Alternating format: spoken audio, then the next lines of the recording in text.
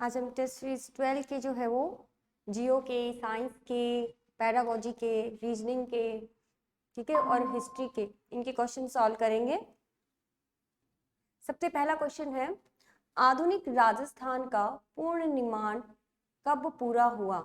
आधुनिक राजस्थान का पूर्ण निर्माण कब पूरा हुआ था? तो इसके 7 चरण थे, जिनमें जैसे सबसे लास्ट वाला जो चरण था उसके बाद जो हमारे राजस्थान का पूरा निर्माण कहलाता है, जिसके बाद राजस्थान कहलाया, तो वो जब पूरा हुआ उसकी डेट पूछी गई है यहाँ पर। तो उसमें जैसे ए ऑप्शन है 26 जनवरी 1956, 1 नवंबर 1956, 7 दिसंबर 1957 और 1 नवंबर 1948।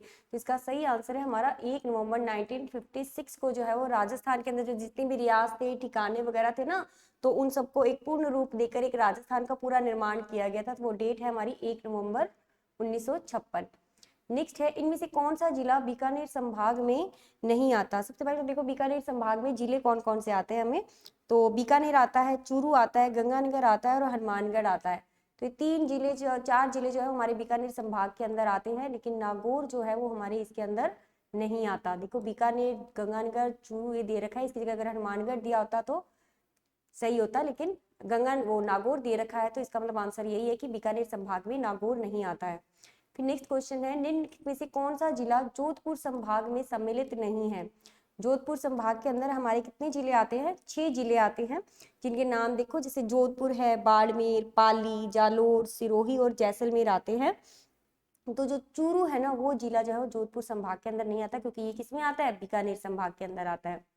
नेक्स्ट क्वेश्चन है, राजस्थान की स्थिति किन अक्षांशों व देशांतरों के मध्य है? तो इनके ऑप्शन है 23 degree 3 minute north, 23 degree 12 minute north तक।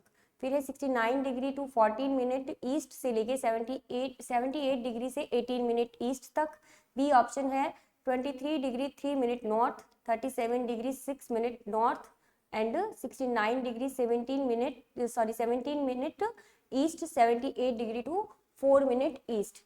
और सी ऑप्शन है हमारा 23 डिग्री 6 मिनट नॉर्थ से लेके 37 डिग्री नॉर्थ 6 मिनट तक, और फिर उसके बाद 69 डिग्री 17 मिनट ईस्ट से लेके 78 डिग्री 6 मिनट ईस्ट तक। और डी ऑप्शन है 23 डिग्री 3 मिनट नॉर्थ से 30 डिग्री 12 मिनट नॉर्थ तक, और उसके बाद है 69 डिग्री 30 मिनट से ईस्ट के 78 डिग्री 17 मिनट ईस्ट तक। तो हमारा ऑप्शन है इसका डी आंसर सही है, क्योंकि राजस्थान की जो अक्षांश और देशांतरों के मध्य स्थिति है, तो अक्षांश के अंदर जो नॉर्थ वाली साइड है उसके अंदर देखो, जैसे 23 डिग्री से 3 मिनट नॉर्थ से लेके 30 डिग्री 12 मिनट नॉर्थ तक आता है, ठीक है। और ईस्ट का पूछा जाता है तो 69 डिग्री 30 मिनट ईस्ट से 78 डिग्री 17 मिनट ईस्ट तक आता है। फिर नेक्स्ट है, इस समय राजस्थान में उप विभाजन कितने हैं? तो राजस्थान में उप विभाजन है 186, 197, 202 या 289। तो हमारे आंसर है ये 289 है, इसका उप विभाजन जो इतने भागों में किया गया है। राजस्थान की धातु नगरी के नाम से जाना जाता है? अजमेर, जयपुर, पाली या नागौर? तो धातु नगरी के नाम से जो है वो नागौर जाना जाता है। यहाँ पर धातु सबसे ज्यादा अधिक मात्रा में मिलते हैं, इस वजह से धातु नगरी कहा जाता है इसको। 7 नंबर क्वेश्चन है, निम्नलिखित में से कौन सा जिला जयपुर संभाग के अंतर्गत सम्मिलित नहीं किया जाता है? सबसे पहले तो हमें पता होना चाहिए कि जयपुर के अंदर कौन कौन से जिले आएंगे। संभाग के अंदर जयपुर आता है, दौसा, सीकर, अलवर और झुंझुनू आते हैं। तो इसके आंसर हमारा क्या हो जाएगा? डी, धौलपुर जो है वो इसके अंदर नहीं आता। फिर है नवीनतम संभाग, भरतपुर में कौन कौन से जिले सम्मिलित किए गए हैं? भरतपुर संभाग के अंदर कौन कौन से जिले आते हैं? भरतपुर आता है, सवाई माधोपुर, धौलपुर और करौली। भरतपुर, सवाई माधोपुर, धौलपुर और करौली, 1, 3, 6 और 5। अगर ये ऑप्शन हमें किसी में मिल जाता है तो वही आंसर हमारा सही होगा। जैसे फर्स्ट ऑप्शन है 1, 2, 3, 4, सेकेंड है 1, 2, 3, 5, सी ऑप्शन है 1, 3, 5, 6 और डी है 1, 2, 3, 5, 6। ये सारे थर्ड आंसर जो है हमारा सही है इसमें, सी 1, 3, 5, 6। तो कौन कौन से जिले हो जाएंगे भरतपुर के अंदर? भरतपुर, सवाई माधोपुर, धौलपुर और करौली। फिर 9 नंबर क्वेश्चन है, क्षेत्रफल की दृष्टि से सबसे बड़ा संभाग कौन सा है? उदयपुर, जोधपुर, बीकानेर या कोटा? जोधपुर है, ठीक है। जोधपुर जो है सबसे बड़ा संभाग है। एक तो इसके अंदर 6 जिले आते हैं, जिनमें से सबसे ज्यादा क्षेत्रफल वाला जिला आता है जैसलमेर। तो इस वजह से क्या है, ये काफी बड़ा है। और इसके अलावा और कौन कौन से जिले आ जाते हैं इसके अंदर, जैसे जोधपुर, बाड़मेर, पाली, जालोर, सिरोही और जैसलमेर। ये 6 जिले इसके अंदर जो है वो जोधपुर संभाग के अंदर आते हैं। तो क्षेत्रफल की दृष्टि से सबसे बड़ा संभाग माना जाता है ये। निम्न में से किस संभाग में 4 जिले नहीं है? देखो बीकानेर के अंदर 4 जिले आते हैं, ठीक है। फिर आ जाता है हमारा उदयपुर, उदयपुर में 6 जिले आते हैं। अजमेर के अंदर कितने आते हैं? अजमेर के अंदर भी 4 आते हैं। और भरतपुर के अंदर भी कितने आते हैं? 4 आते हैं। तो जयपुर जिला जो है ना, उसके अंदर हमारे 4 जिले नहीं बल्कि 6 जिले आते हैं। तो आंसर हो जाएगा हमारा बी। राज्य के किस संभाग में जिलों की संख्या सर्वाधिक है? जयपुर, जोधपुर, कोटा या बीकानेर? तो जोधपुर जो है उसके अंदर सबसे ज्यादा है। इसके अलावा उदयपुर में भी 6 ही आते हैं। अगर ऑप्शन उदयपुर आ जाता ना जोधपुर की जगह तो वो भी सही होता, क्योंकि उदयपुर में भी 6 जिले हैं और जोधपुर में भी 6 जिले हैं। फिर आता है 12 नंबर क्वेश्चन। 23 अगस्त 2008 को किस राज्य को 5वां नगर निगम बनाया गया है? किस राज्य 23 अगस्त 2008 को किस राज्य का 5वां नगर जो है नगर निगम बनाया गया है? ए अजमेर, बी बीकानेर, सी हनुमानगढ़ या डी किशनगढ़? तो आंसर है हमारा बी, बीकानेर को जो है वो 5वां नगर निगम बनाया गया है। किस जिले की सीमा पाकिस्तान से नहीं लगती? किस जिले की सीमा पाकिस्तान से नहीं लगती? जैसलमेर, बीकानेर, बाड़मेर या चूरू? चूरू नहीं है, गंगानगर आएगा यहाँ पे, ठीक है। इसी वजह से चूरू हमारा आंसर सही हो जाता है। तो चूरू की सीमा नहीं लगती यहाँ पर। अगर गंगानगर होता तो चारों जिले जो है वो इनकी सीमा हमारी पाकिस्तान के साथ लगती है, तो चूरू की नहीं लगती है। नेक्स्ट क्वेश्चन है, राज्य के किस जिले में वार्षिक तापांतर सर्वाधिक रहता है? जैसलमेर, जोधपुर, चूरू या बीकानेर? तापांतर सबसे ज्यादा रहता है चूरू में। गर्मी भी सबसे ज्यादा चूरू में रहती है और ठंड भी सबसे ज्यादा जो है चूरू में रहती है, क्योंकि वहां पर वनस्पति का अभाव है, पेड़ पौधे कम है ना, इस वजह से वहां पर वार्षिक तापांतर भी अधिक रहता है और ठंड भी अधिक रहती है। उत्तर दक्षिणी विस्तार किस जिले का है? उत्तर दक्षिण विस्तार किस जिले का है? वह है झालावाड़, भीलवाड़ा, चित्तौड़गढ़ या झुंझुनू? तो आंसर है हमारा सी, चित्तौड़गढ़। राजस्थान की आकृति कैसी है? त्रिभुजाकार, आयताकार, गोलाकार या विषमकोण चतुर्भुज? तो यह आंसर है हमारा विषमकोण चतुर्भुजाकार। प्रकाश का प्रति सेकंड लगभग वेग है। प्रकाश का वेग कितना होता है? 3 गुना 10 की पावर 6 मीटर, 3 गुना 10 की पावर 8 मीटर, 3 गुना 10 की पावर 10 मीटर या 3 गुना 10 की पावर 12 मीटर? तो 3 गुना 10 की पावर 8 मीटर प्रति सेकंड होता है, ठीक है। और उसके बाद है प्रकाश का तरंग सिद्धांत प्रतिपादित किया है, यानी किसके द्वारा जो है प्रकाश का तरंग सिद्धांत दिया गया है? न्यूटन के द्वारा, हाइगेंस के द्वारा, प्लांक के द्वारा या फेराडे के द्वारा? तो ये हाइगेंस के द्वारा दिया गया था प्रकाश का तरंग सिद्धांत।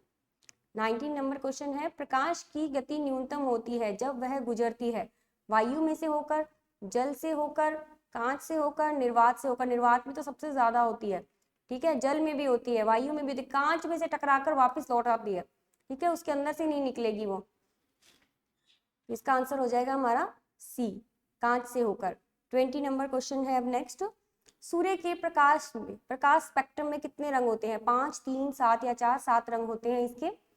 पानी में हवा का बुलबुला व्यवहार करता है उत्तल लेंस की भांति, अवतल लेंस की भांति, उत्तल दर्पण की भांति, अवतल दर्पण की भांति? तो अवतल लेंस की भांति व्यवहार करता है ये।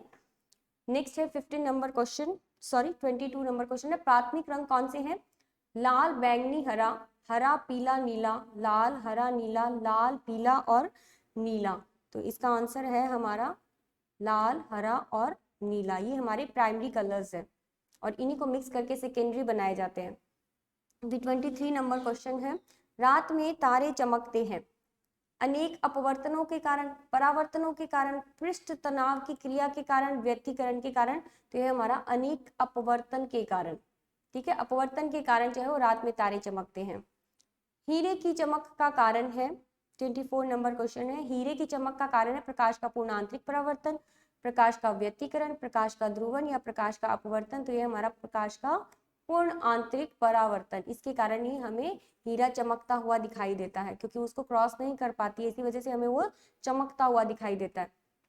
नेक्स्ट है 25 नंबर क्वेश्चन, प्रकाश और ध्वनि में से किसकी गति अधिक होती है? प्रकाश और ध्वनि में से किसकी गति अधिक होती है? प्रकाश, ध्वनि, दोनों की गति समान है? इनमें से कोई नहीं। बिल्कुल प्रकाश की होती है, प्रकाश की गति सबसे अधिक होती है। देखो सूर्य से आने वाला प्रकाश कितनी जल्दी हम तक पहुंच जाता है, तो उसकी गति तीव्र है, तभी तो इतनी दूर से हम तक पहुंच जाता है। फिर है 26 नंबर क्वेश्चन, इंद्रधनुष बनने का कारण है? प्रकाश का प्रकीर्णन, प्रकाश का पूर्ण आंतरिक परावर्तन व प्रकीर्णन, प्रकाश का अपवर्तन, पूर्ण आंतरिक परावर्तन व विक्षेपण, ये तीनों ही होते हैं। ठीक है, इंद्रधनुष बनने के कारण ये तीनों होते हैं, अपवर्तन, पूर्ण आंतरिक पतन और विक्षेपण। 27 नंबर क्वेश्चन है, किसी मानव आंख के रेटिना पर प्रतिबिंब बनता है? वास्तविक व सीधा, वास्तविक व उल्टा, काल्पनिक व सीधा, काल्पनिक व उल्टा। तो आंख की रेटिना पर हमेशा वास्तविक और उल्टा प्रतिबिंब बनता है। ठीक है, वास्तविक तो होता है लेकिन उल्टा बनता है। लेकिन मैंने आपको क्लास में भी कई बार बताया ना कि हमारा दिमाग जो होता है उसको हमें सीधा कर कर दिखाता है, तो प्रतिबिंब तो कैसा बनेगा? वास्तविक और उल्टा।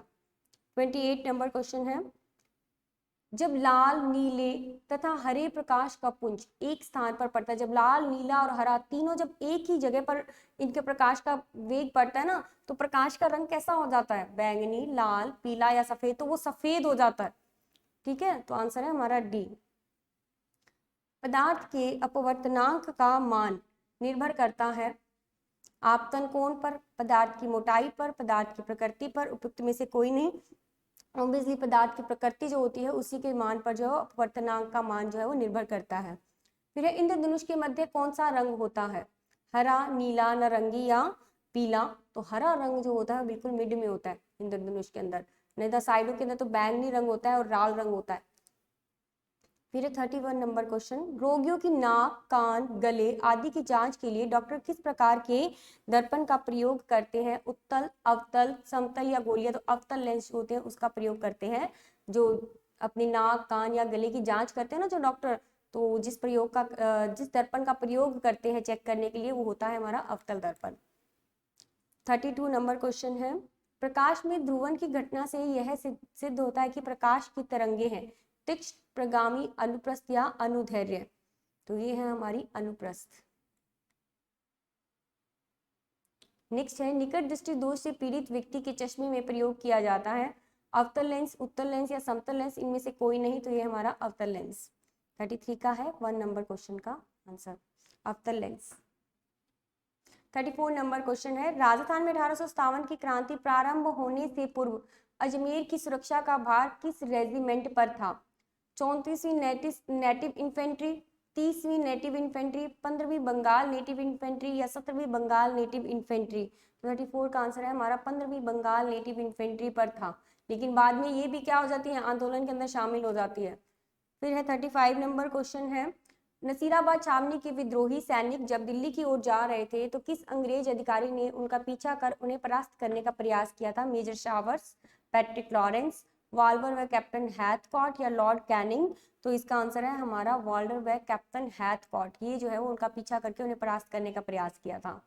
36 नंबर क्वेश्चन है, राजपूताना के किस शासक ने 1857 की क्रांति में ब्रिटिश सरकार का सहयोग ही नहीं किया था? वो कौन थे? बूंदी के राम सिंह, मेवाड़ के स्वरूप सिंह, जयपुर के राम सिंह द्वितीय या बीकानेर के सरदार सिंह? तो आंसर है हमारा बूंदी के राम सिंह जो थे उन्होंने ब्रिटिश सरकार का सहयोग नहीं किया था। 37 नंबर क्वेश्चन है, 1857 में के विद्रोह के समय राजस्थान के एजीजी कौन थे? Mister Burton, colonel Holmes, Sadler Cotton या जॉर्ज पैट्रिक लॉरेंस? ये थे जॉर्ज पैट्रिक लॉरेंस। ये मैंने जब चैप्टर करवाया था बार बार रटवाया था कि क्वेश्चन बार बार आता है एग्जाम में। राजस्थान के उस समय एजीजी कौन थे? George Patrick Lawrence. फिर 38 नंबर क्वेश्चन है, 1857 की क्रांति में नसीराबाद छावनी विद्रोह भड़कने का प्रमुख कारण क्या था? सैनिकों के प्रति दुर्व्यवहार। सेकंड है, अजमेर स्थित 15वीं बंगाल नेटिव इन्फेंट्री को नसीराबाद भेजना व सैनिक तैयारियां करना। थर्ड है, उच्च पदों पर अंग्रेजों की नियुक्ति। फोर्थ है, मेरठ के विद्रोही सैनिकों का नसीराबाद आगमन। जब ये दूसरी जगह जब हुई थी ना क्रांति वगैरह शुरू हो गई थी पूरे देश के अंदर, तो राजस्थान में पहले ही जो है वो अजमेर में जो 13वीं बंगाल नेटिव इन्फेंट्री को बुला लिया गया था।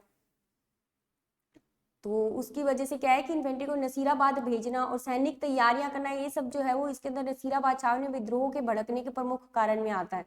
सेकंड वाला आंसर इसका सही है। 39 नंबर क्वेश्चन है, नीमच छावनी में 1857 की क्रांति भड़कने से पूर्व भारतीय सैनिकों के कर्तव्य के प्रति वफादार रहने की शपथ को किस बहादुर सैनिक ने चुनौती दी थी? मंगल पांडे, मेहराब खान, मोहम्मद अली बेग, रहमत अली।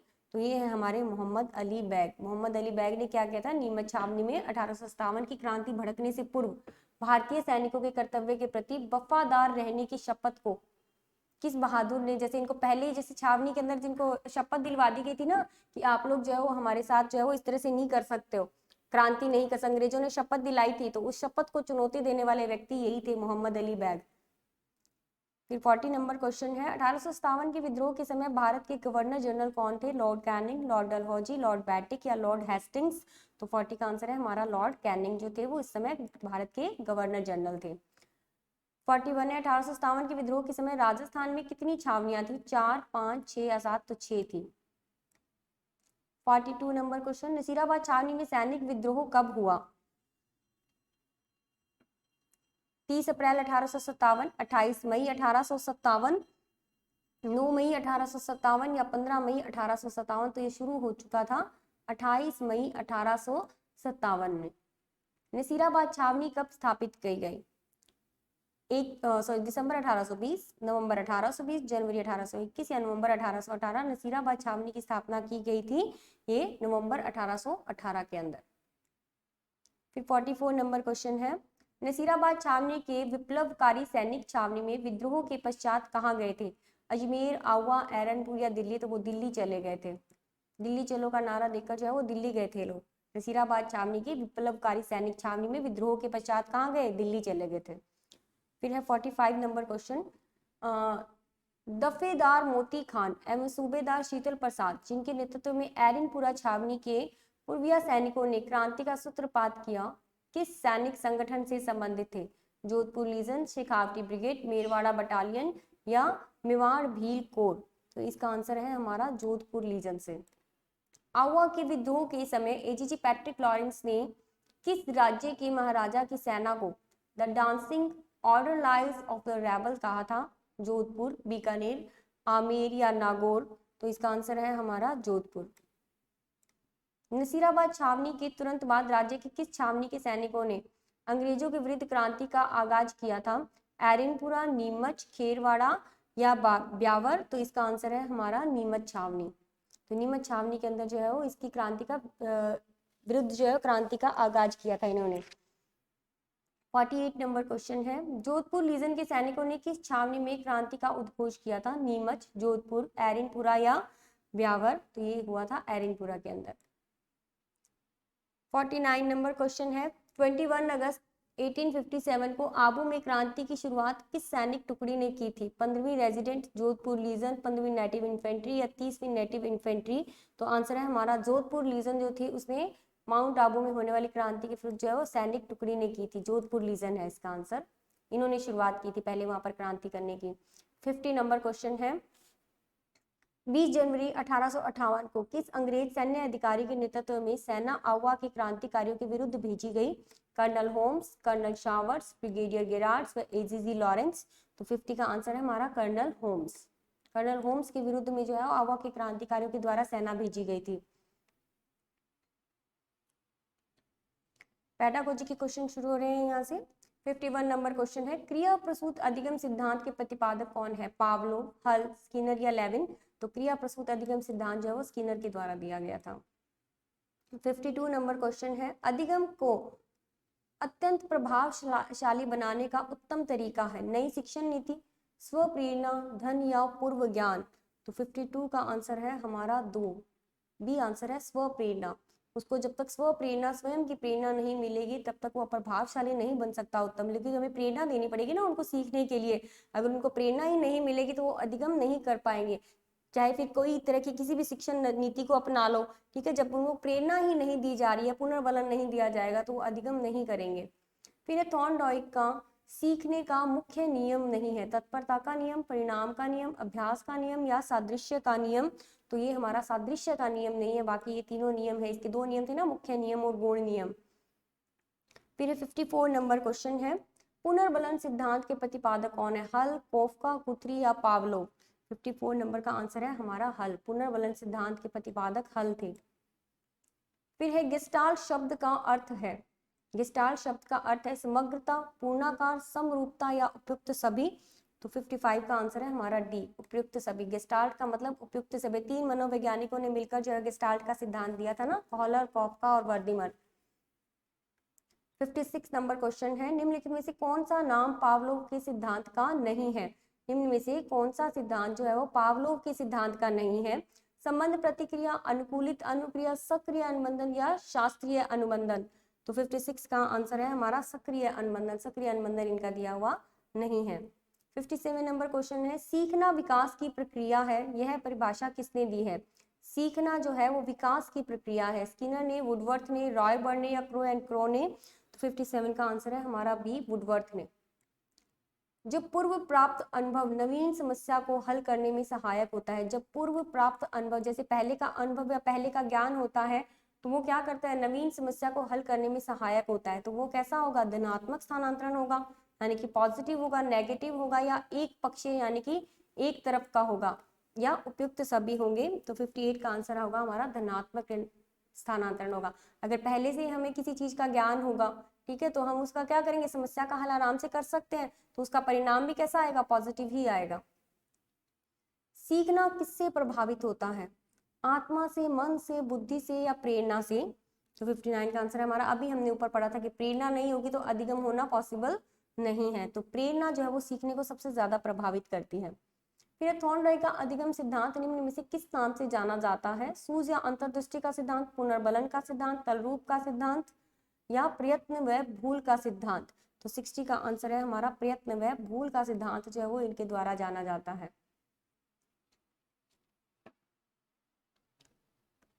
61 नंबर क्वेश्चन है, घर, रसोई और पौधा। जैसे रसोई में खाना बनता है घर के अंदर, तो पौधों के अंदर खाना कौन बनाता है, जड़, पत्ती, जड़, मिट्टी, पत्ती या तना। तो इसका आंसर है हमारा सी।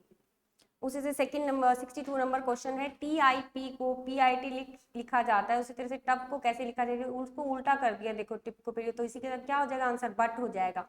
बी आंसर इसका सही है। और 63 का देखो, ये प्रश्न करके दी गई हैं, जैसे इसको इस तरह से लिखा गया तो इसको, इसका आंसर आ जाएगा ए हो जाएगा, तो अपोजिट हो जाएंगे एरो के निशान। 63 का आंसर है ए। फिर 64 का MTFSLERKDUNG, इनके बीच में डिफरेंस देखना था कि इनके बीच में जो है वो अलग सा डिफरेंस होगा ना, जैसे एस और LE, इन तीनों के बीच में डिफरेंस देख लेना था। अगर इक्वल आ रहा है तो भी ठीक है, इसका इक्वल आ रहा था, इसका भी इक्वल आ रहा है, इसका अलग आएगा, ठीक है। 64 का है ए नंबर आंसर है इसका। विपत्तिजनक स्थिति, शोक, कल्पना या घृणा। तो 65 का आंसर है हमारा सी, क्योंकि बाकी सभी दुखद स्थितियां हैं, विपत्तिजनक स्थिति भी, शोक भी और घृणा भी। एक कल्पना नहीं है, क्योंकि कल्पना हम खुशी की भी कर सकते हैं और गम की भी कर सकते हैं। फिर 66 नंबर क्वेश्चन है, जापान को 9-0-15-0-13 लिखा जाता है, तो इसी कूट भाषा का प्रयोग करके इंडिया कैसे लिखे गए। अब देखो, जैसे जब जे है ना वो 10 नंबर पे आता है, तो उसके जस्ट पहले वाली संख्या लिख दी 9, A1 पे आता है तो 0 लिख दिया। इसी तरह से अपन को इंडिया को लिखना था, तो 66 का आंसर आ जाता हमारा सी, 8-13-3-8-0, जस्ट पहले वाला वर्ड लिखना था उसका। फिर 67 नंबर क्वेश्चन है, उस श्रृंखला को चुनिए जिसके निकटवर्ती अक्षरों के बीच दूरी क्रमबद्ध तरीके से बढ़ रही हो, मतलब इक्वल बढ़नी चाहिए। 2 का गैप है तो उसके हर अक्षर के बीच में 2 का गैप आना चाहिए, माइनस में तो माइनस में आना चाहिए, प्लस में है तो प्लस में आना चाहिए। तो 67 का आंसर आ जाएगा हमारा ए, ADIPY। फिर नेक्स्ट है, दिए गए विकल्पों में वह शब्द ढूंढिए जो निम्नलिखित शब्दों के अक्षर से नहीं बन सकता। अब ये सारे अक्षर किसी न किसी अक्षर में प्रयोग हो, कोई एक ऐसा अक्षर हो जो इनके अंदर ना हो, ठीक है, तो वो हमारा आंसर हो जाएगा। तो इसका आंसर हमारा आ जाएगा चार्टर, क्योंकि H शब्द जो है ना वो इसके अंदर नहीं है, इस स्पेलिंग के अंदर, तो चार्टर आंसर सही हो जाएगा इसका बी। फिर 69 नंबर क्वेश्चन है, शब्दकोश के अनुसार व्यवस्थित करना है इसको, साउंड, सॉक्स, शॉक, शार्प या स्नूकर। ये देखो वही जैसे डिक्शनरी होती है ना, उसी के अकॉर्डिंग इसको सेट करना था। तो 69 का आंसर हमारा हो जाएगा 4-3-5-2-1, बी आंसर हो जाएगा इसका। फिर उसके बाद है क्वेश्चन नंबर 70, निम्नलिखित समीकरण को संतुलित करने और डैश चिन्हों के स्थान पर स्टार के चिन्ह लगा के उनके स्थान पर जो है हमें अन्य चिन्ह लगाने हैं जो इन्होंने बताए हैं। तो इसको, इन क्वेश्चन को सॉल्व करने को तरीका होता है ऑप्शन को लेकर चलो, पहले फर्स्ट ऑप्शन ले लो। ज्यादातर इसमें जो लास्ट में इजिकल टू वाले होते हैं ना, वो इजी रहते हैं करने, ठीक है, उनसे बैलेंस हो जाती है इक्वेशन, ठीक है। अगर इसके अंदर आप मल्टीप्लाई का निशान लगाओगे और फिर माइनस का, इन दोनों के बीच में मल्टीप्लाई और माइनस और फिर डिवाइड आ जाएगा, इनको प्लस और माइनस करके 5 से डिवाइड करना, वो 10 के इक्वल आ जाएगा आंसर। तो इसका आंसर हो जाएगा हमारा ए। अब है नेक्स्ट क्वेश्चन 71 देखो, इसमें लुप्त पद को भरना था।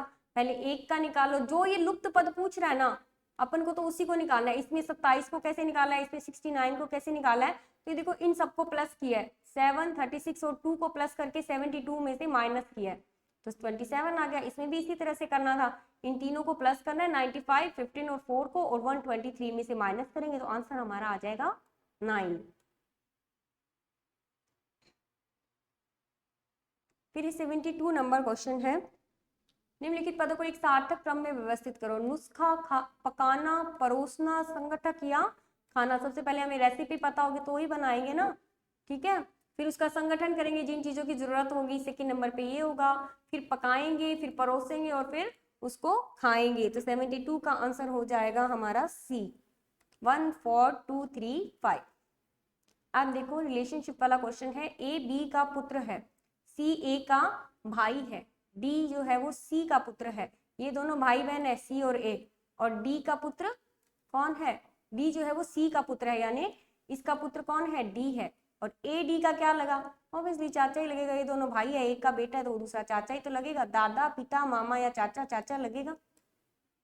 दी गई श्रृंखला के खाली स्थान पर उन क्रम में रखने पर निम्न में से कौन सा अक्षर समूह उसे पूरा करेगा, ए डैश बी डैश बी, ए डैश बी, बी डैश ए, बी डैश ए।